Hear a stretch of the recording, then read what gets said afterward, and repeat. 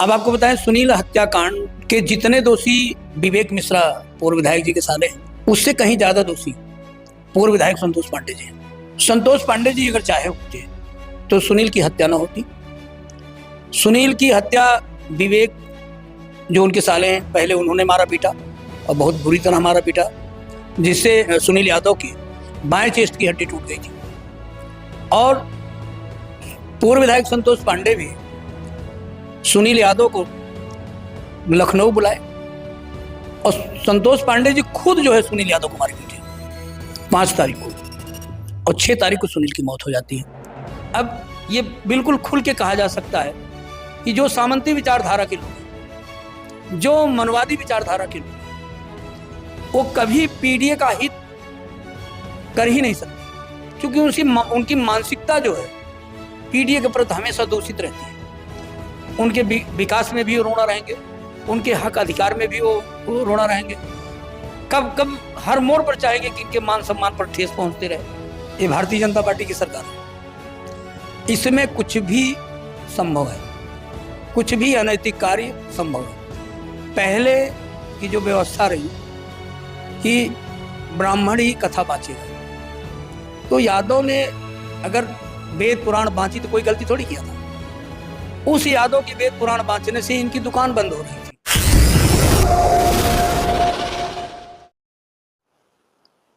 ठीक है, नमस्कार, जय भीम, सत श्री अकाल, जोहार। इस वक्त हमारे साथ हैं सभापति यादव, पूर्व ब्लॉक प्रमुख रह चुके हैं और पीडीए से जुड़े हुए हैं। अन्याय और अत्याचार के खिलाफ लगातार जमीन पर उतरकर लोगों का मदद करने का काम करते हैं। ओबीसी, एससी, एसटी, माइनॉरिटी से रिलेटेड तमाम मुद्दों के साथ बढ़ चढ़कर हिस्सा लेने का काम करते हैं। सर, हमारे चैनल पर आपका सबसे पहले बहुत बहुत स्वागत है। बहुत बहुत धन्यवाद आपको। सर, आप पीडीए से जुड़े हुए हैं और लगातार पीडीए के माध्यम से जागरूकता अभियान समाज में फैलाने का काम किया जा रहा है। क्या लगता है कि आगामी जो विधानसभा चुनाव आने वाले हैं, तो किस तरीके से पीडीए अपना स्टैंड लेगा? देखिए, आप पीछे 2024 का जो है लोकसभा चुनाव देखे होंगे। हमारे राष्ट्रीय अध्यक्ष माननीय अखिलेश यादव पीडीए फार्मूले पर लोकसभा का चुनाव लड़ा और 37 सीट हम जीत करके लोकसभा में पहुंचे। देश की तीसरी पार्टी, सबसे बड़ी तीसरी पार्टी हुई। और आप जान ही रहे हैं कि भारतीय जनता पार्टी हर हथकंडा अपनाती है, बेईमानी, झूठ, फरेब, सब कुछ अपना झोंक देती है, लास्ट तक बेईमानी करती है, काउंटिंग में, तमाम मशीनरी व्यवस्था में। हमारी जो है 10 सीट और आती, हम 47 प्लस रहते, लास्ट तक जो है सीटों की बेईमानी करते रहे लोग। 10 सीट की बेईमानी कर ली, तब भी हम 37 सीट जीते इसी पीडीए के दम पर। और आगामी जो विधानसभा चुनाव होगा वो पीडीए ही फार्मूला पर ही होगा और हम सरकार बनाएंगे। जी, पीडीए फार्मूला पिछड़ा दलित अल्पसंख्यक, यानी कि पिछड़ा दलित अल्पसंख्यक के माध्यम से हम शासन सत्ता में भागीदारी सुनिश्चित कर सकते हैं। तो क्या लगता है, जिस तरीके से देखा जा रहा है कि पीडीए में भी बहुत सारे ऐसे विचारधारा के लोग हैं, ऐसे मानसिकता के लोग हैं जो पीडीए में तो हैं लेकिन पीडीए उनको हजम नहीं हो रहा है, वो पीडीए के लोगों पर ही अन्याय अत्याचार करने का काम कर रहे हैं।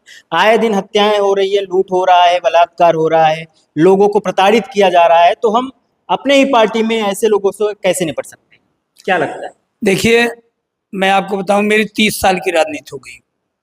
मैं 1995 में अपनी ग्राम पंचायत का प्रधान चुना गया। जब मैं क्षेत्र की राजनीति करना शुरू किया, समाजवादी पार्टी का 1996 में ब्लॉक अध्यक्ष चुना गया।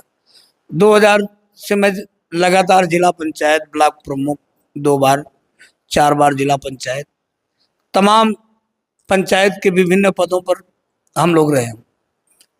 और पीडीए का जो फार्मूला है, मैं सन 2000 से मेरी हर होर्डिंग पर यही रहता था, पिछड़ा दलित अल्पसंख्यक समाज जिंदाबाद। हमेशा पिछड़ों, दलितों, अल्पसंख्यकों के साथ हम लोग खड़े रहे।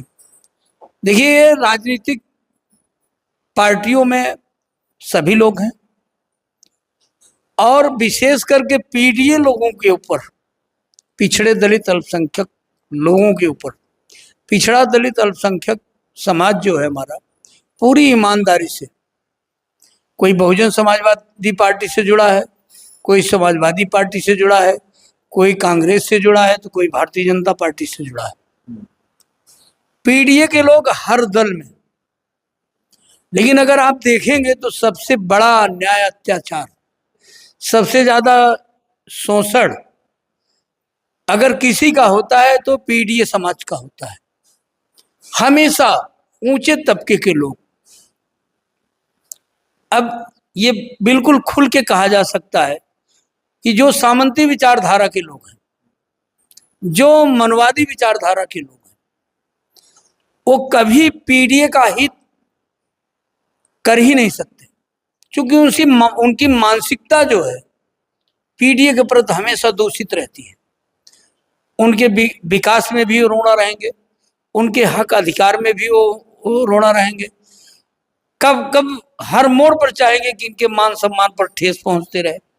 तो पीडीए तो हमेशा परेशान रहा है। सर, आप ही के क्षेत्र का मामला है मदारडीह का, जहां पे सुनील हत्याकांड का मामला सामने आया था, जिसमें आपके ही पार्टी के एक पूर्व विधायक हैं, उनके साले के द्वारा हत्या का आरोप लगा, लेकिन प्रशासन के द्वारा दबाव जो बनाया गया, जो आरोपी है उस पर कार्रवाई ना करके जो जिसके ऊपर घटना हुई है उनके लोगों के ऊपर ही दबाव बनाकर मामले को सल्टाने का काम किया गया। तो किस तरीके से आप कह रहे हैं कि पीडीए की बात, और दूसरी चीज कि ये पूरा मामला क्या था और इस पर क्या निष्कर्ष निकला? देखिए, वो मेरे क्षेत्र का मामला नहीं था, मेरे बॉर्डर का मामला लम्बा विधानसभा का है जी। जहाँ के पूर्व विधायक संतोष पांडे जी। अब आपको बताएं, सुनील हत्याकांड के जितने दोषी विवेक मिश्रा पूर्व विधायक जी के साले हैं, उससे कहीं ज्यादा दोषी पूर्व विधायक संतोष पांडे जी हैं। संतोष पांडे जी अगर चाहे होते तो सुनील की हत्या न होती। सुनील की हत्या विवेक जो उनके साले हैं, पहले उन्होंने मारा पीटा और बहुत बुरी तरह मारा पीटा, जिससे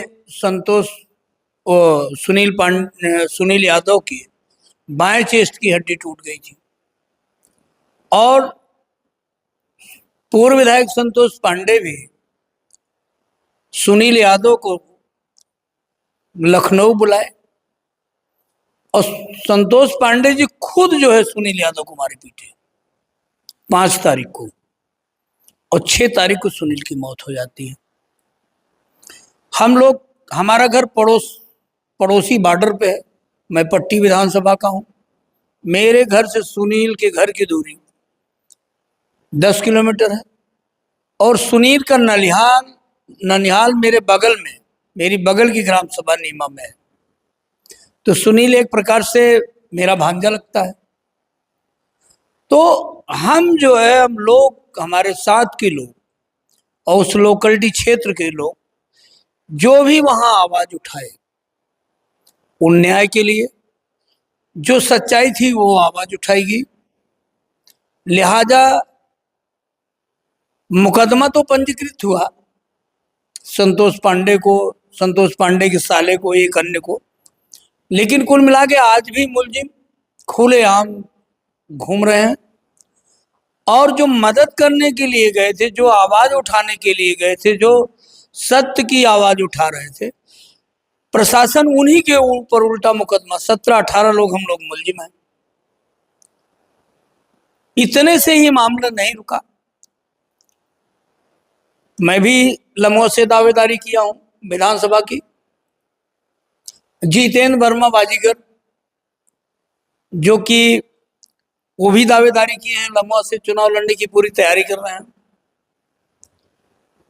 अब पूर्व विधायक जी की प्रशासन में पकड़ इसलिए है कि शासन प्रशासन में कुछ ऐसे अधिकारी जो सुल्तानपुर में आज लगभग विगत 7 वर्षों से यहाँ जमे हुए हैं, कोतवाल है कोई, तो कोई और किसी पद पे है, और बीजेपी के 2-3 बड़े नेता ऐसे हैं जो कि पूर्व विधायक संतोष पांडे जी के आए दिन मदद करते हैं, संरक्षण प्राप्त है उनको।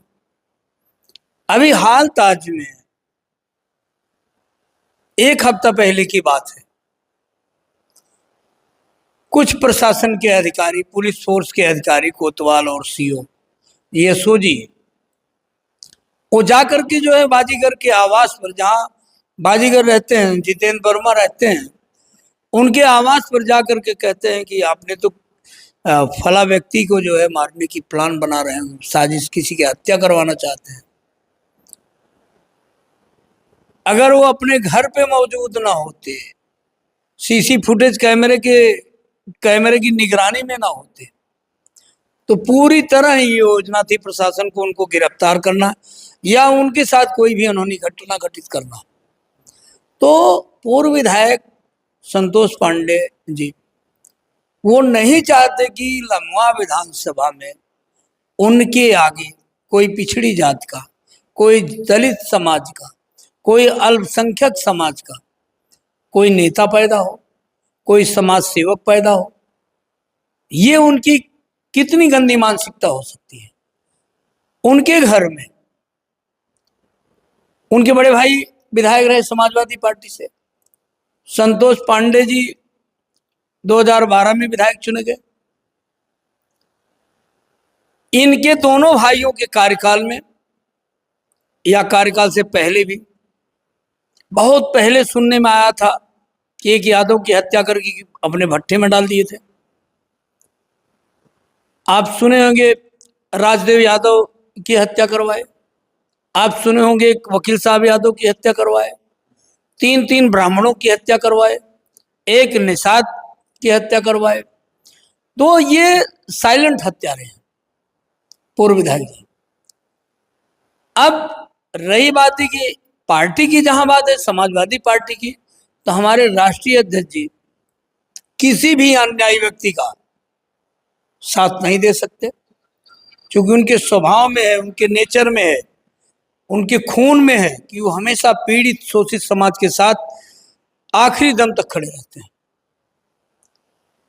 तो लम्हा विधानसभा की स्थिति आज की तारीख में जो हो, ये है कि पूर्व विधायक संतोष पांडे जी ये चाहते हैं कि कोई पिछड़ा, दलित, अल्पसंख्यक समाज का कोई भी युवक वो समाज सेवा न करे, वो कोई राजनीति ना करे, वो कोई चुनाव ना लड़े। अगर वो कमजोर रहेगा तो ये उसकी भी हत्या किसी समय करा सकते हैं। अब जितेंद्र बाजीगर के पीछे अब प्रशासनिक व्यवस्था लगवाए हैं पैरवी करके, कहीं जौनपुर की फोर्स आती है तो कहीं सुल्तानपुर की फोर्स आती है। ये सब क्या है? इतनी घिनौनी राजनीति कभी करनी चाहिए? आप जनप्रतिनिधि रहे हो, आप पूर्व विधायक रहे हो, एक सम्मानित पद पे रहे हो, 2 बार विधानसभा चुनाव आप हार चुके हो, तो कम से कम इतना तो आप करो कि अच्छा कर्म करो। 2012 से लेकर के 17 तक विधायक रहे, कोई भी प्रधान कोटेदार बचा नहीं है जिससे इनके पास हफ्ता ना जाता रहा हो, महीना ना जाता रहा हो। पूरे लम्हा विधानसभा क्षेत्र की बात छोड़ दो, आप सुल्तानपुर शहर तक बड़े बड़े व्यापारी इनको महीना ना पहुंचाते रहे। समाजवादी पार्टी की सरकार में इनका एक कद था, लेकिन ये सब हमारे अगुआ, हमारे मुखिया, हमारे नेता को कानो कान खबर नहीं थी, कानो कान पता नहीं था। अगर पता होता हमारे मुखिया को, हमारे राष्ट्रीय अध्यक्ष जी को, तो कब का इनके खिलाफ कार्यवाही हो चुकी होती। अब धीरे धीरे जो है, अब धीरे धीरे सच्चाई का पता चल रहा है। हमारे राष्ट्रीय अध्यक्ष जी खुद अपनी व्यवस्था से, अपने सूत्र से पता कर रहे हैं कि कौन सही है, कौन गलत है। अभी हाल ताज में आप सुनील हत्याकांड की जो आपने चर्चा की, तो पीड़ित परिवार से हमारे राष्ट्रीय अध्यक्ष जी बुलाकर मिले। सुनील की पत्नी, सुनील की माता, सुनील की पिता और उनके साले वगैरह, सुनील का छोटा भाई, सब लोग जाकर के हमारे राष्ट्रीय अध्यक्ष जी से मिले। उन्होंने उनकी पीड़ा को जाना, सच्चाई जाना उन्होंने, और उस मृतक परिवार को आर्थिक मदद राष्ट्रीय अध्यक्ष जी द्वारा दी गई। अभी एक घटना और बीच में घटी, सुनील के पिताजी जो बीमारी से पीड़ित थे, उसी में बेटे की मौत, उनकी हत्या, सुनील की हत्या, उनको और झकझोर के रख दी। और लिहाजा कि अभी 1 महीना पहले सुनील के पिताजी की भी डेथ हो गई, उनकी भी मौत हो गई। तो उस परिवार के ऊपर तो मुसीबत का वैसे भी पहाड़ टूट पड़ा है। भगवान और परिवार के लोगों को सहने की हिम्मत दें। बस यही मैं कहना चाहता हूं आपके चैनल के माध्यम से, कि कभी मैं पूर्व विधायक जी को भी कहना चाहता हूं कि आप समाजवादी पार्टी के पूर्व विधायक हो और लम्होआ विधानसभा का आप नेतृत्व कर चुके हो, 2 बार विधानसभा चुनाव भी आप हार चुके हो, तो कम से कम अब जो है अच्छा कार्य करो, समाज के हर वर्ग का सम्मान करो। आप ये साइलेंट हत्या ज्यादा दिन तक नहीं चलती, अन्याय अत्याचार ज्यादा दिन तक नहीं चलता।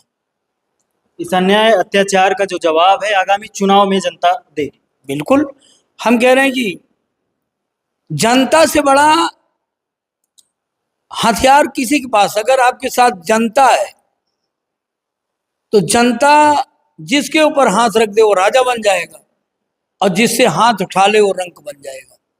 ये जनता की ताकत होती है। एक सोशल मीडिया पे ये भी खबर सामने निकल के आई थी कि जो समाज का इंटेलेक्चुअल वर्ग है उनके द्वारा पीडीए का मतलब कुछ अलग तरीके से निकाला जा रहा था। पीडीए का मतलब पांडे डेवलपमेंट अथॉरिटी, तो इसको आप किस तरीके से देखते हैं? आप देखिए, पीडीए का फार्मूला कोई भी अपने हिसाब से सेट कर ले जी, उसका विस्तार अपने हिसाब से कर ले, वो उनकी सोच है। लेकिन जिस फार्मूले पर हमारे राष्ट्रीय अध्यक्ष चल रहे हैं, हमेशा वो पीड़ित शोषित समाज की मदद किए हैं, विकास किए हैं। अब पिछली सरकार जो समाजवादी पार्टी की रही, हमारे राष्ट्रीय अध्यक्ष जी मुख्यमंत्री रहे, क्या उन्होंने कभी जात पूछ के कोई काम किया है? क्या कभी उन्होंने जात पूछ के कोई विकास किया है? उस सरकार में जितने भी विकास कार्य हुए हैं, सभी जाति धर्म के लोगों ने उस विकास का लाभ उठाया है। क्या एम्बुलेंस 108 हो और जो 100 नंबर डायल रही हो, आज केवल नाम बदला गया, उसका लाभ तो सभी लोगों ने लिया है।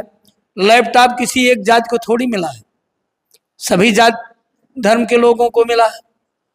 आज तो और भर्तियां उठा के देख लीजिए आज की तारीख में, तब तो झूठी खबर उठाई जाती थी कि इतने पदों पर यादव एसडीएम की नियुक्ति हो गई।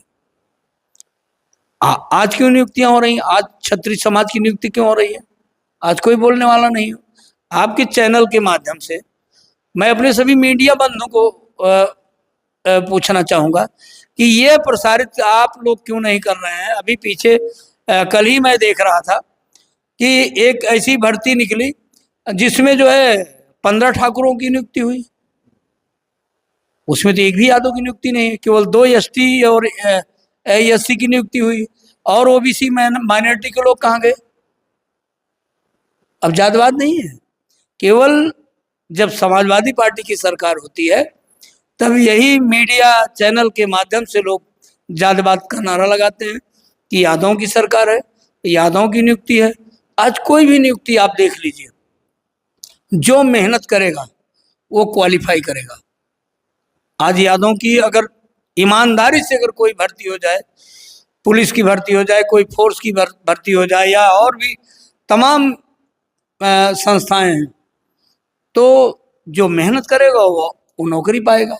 लेकिन इस सरकार में कोई ईमानदारी की भर्ती नहीं है। आप मेरिट में हैं तो आप पीछे चले जाएंगे, और जो पीछे वाली मेरिट का है वो आगे कर दिया जाएगा। ऐसी नियुक्तियां हो रही हैं। आखिर क्या कारण है कि जो एससी बैकवर्ड के लोग हैं और उनके समाज के रहनुमा हैं, जो लीडरशिप करने वाले लोग हैं, उनसे मनुवादी ब्राह्मणवादी लोगों को कुरेद क्यों है? अखिलेश यादव सीएम रहते हुए जब वो सीएम पद से गद्दी छोड़ते हैं तो उनके गद्दी को गौमूत्र से धुलवाने का काम किया जाता है। वहीं दूसरी तरफ एक यादव कथावाचक के रूप में लगभग 20 सालों से कथावाचक करने का काम कर रहा था, तो उसका मुंडन करके मूत्र से धुलवाने का काम किया गया। ऐसे हमारे चीफ जस्टिस तक को जूता फेंकने के मारने का काम किया गया। आखिर क्या कारण है कि अपर कास्ट के लोगों को, जो SC ST OBC के लोग हैं, उनसे नफरत क्यों? देखिए, ये भारतीय जनता पार्टी की सरकार है, इसमें कुछ भी संभव है, कुछ भी अनैतिक कार्य संभव है। पहले की जो व्यवस्था रही कि ब्राह्मण ही कथा बाचेगा, लेकिन ऐसा ये लोगों ने व्यवस्था बनाई थी। अगर आप शास्त्र के ज्ञाता हैं तो ब्राह्मण है। ब्राह्मण जात की बात नहीं होती कि ब्राह्मण जात शब्द से नवाजा जाए, समझ रहे हैं? जो वेद पुराण का ज्ञाता है, जो बाँचता है, वही ब्राह्मण है। तो यादव ने अगर वेद पुराण बाँची तो कोई गलती थोड़ी किया था। उस यादव के वेद पुराण बाँचने से इनकी दुकान बंद हो रही थी, इनकी रोजी रोटी इनके समझ में आ रहा था कि ये छीन रही है। इनके जन्मजात आरक्षण पर कुठाराघात हो रहा था। आरक्षण कहीं नहीं, ये व्यवस्था कहीं नहीं है कि इनको आरक्षण वो मिला हो। आप भी अगर जानकार हैं, विद्वान हैं, तो आप भी वो शास्त्र बांध सकते हैं। कोई जरूरी नहीं कि पंडित जी ही उस शास्त्र को बाँचें। अगर आप विद्वान हैं आप नहीं बाँच सकते। हाँ, अगर विद्वान हैं, अगर आप बाँच रहे हैं तो जरूर स्वाभाविक बात है कि मेरी दुकान बंद हो रही है। जी, हमारे साथ थे सभापति यादव। आप पूर्व ब्लॉक प्रमुख रह चुके हैं और तमाम मुद्दों पर मुखर होकर अपनी बात रखने का काम करते हैं। सरकार के द्वारा इनका मनोबल गिराने के लिए, ताकि ये जो सोशल वर्क करने का काम कर रहे हैं, बैठ जाएं, घर में आराम से बैठ जाएं, समाज में आवाज उठाने का काम ना करें, इसके लिए सरकार ने लगातार इनका मनोबल गिराने का काम किया। 5-5 लाख इन दोनों भाइयों के ऊपर इनाम घोषित किया, फिर भी ये रुकने का काम नहीं किए। लगातार OBC SC ST माइनॉरिटी को जगाने का निरंतर काम कर रहे हैं। आपको हम दिखाएंगे कि इनका महाविद्यालय भी चल रहा है, बच्चियों को शिक्षा के क्षेत्र में एक अलग जगाने का काम कर रहे हैं। तो बने रहिए बहुजन प्लेनेट के साथ। मैं LK शर्मा नंदवंशी, बहुत बहुत शुक्रिया।